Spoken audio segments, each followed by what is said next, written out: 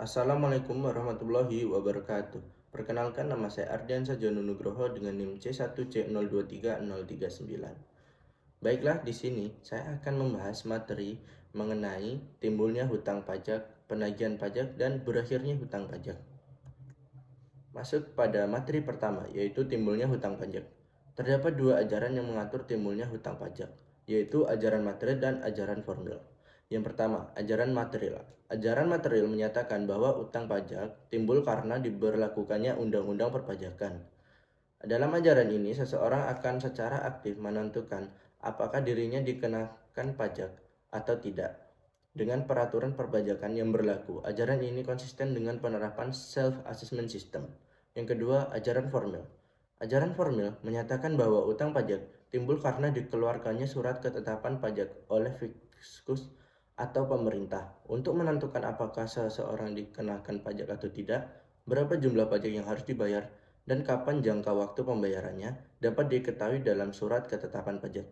Ajaran ini konsisten dengan penerapan Official Assessment System. Masuk pada materi kedua, yaitu penagihan pajak.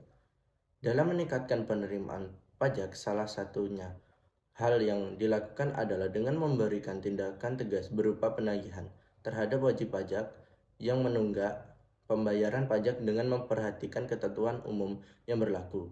Melakukan penagihan dengan cara yang tegas, konsisten, dan konsekuen diharapkan dapat memberikan pengaruh positif terhadap kepatuhan wajib pajak dalam membayar kewajiban perpajakannya. Nah, di sini ada jenis penagihan pajak. Yang pertama ada penagihan pajak pasif. Pada proses penagihan pajak yang bersifat pasif ini, otoritas pajak atau fiskus hanya menerbitkan surat tagihan pajak atau STP atau surat sejenis lainnya yang menyebabkan pajak terutang akan menjadi lebih besar. Yang kedua ada penagihan pajak aktif.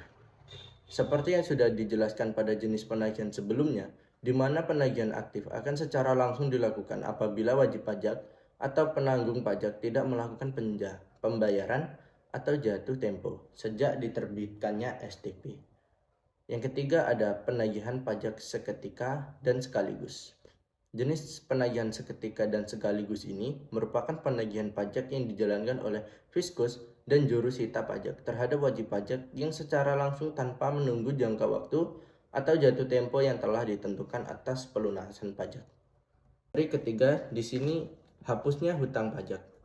Yang pertama ada pembayaran atau pelunasan. Pembayaran sendiri oleh wajib pajak ke kantor penerimaan pajak atau bank-bank, persepsi, dan kantor pos. Yang kedua ada kompensasi. Kompensasi dapat diartikan sebagai kompensasi kerugian maupun kompensasi karena kelebihan pembayaran pajak. Yang ketiga ada kadaluarsa. Kadaluarsa berarti telah lewat batas waktu yang ditentukan. Jika dalam jangka waktu tertentu suatu utang pajak tidak ditagih oleh pemungutnya, maka hutang pajak tersebut dianggap lunas. Yang keempat ada pembebasan atau penghapusan. Kewajiban pajak oleh wajib pajak tertentu dinyatakan hapus oleh fiskus karena setelah dilakukan penyelidikan ternyata wajib pajak tidak mampu lagi memenuhi kewajibannya. Biasanya ketidakmampuan ini disebabkan oleh kebangkrutan.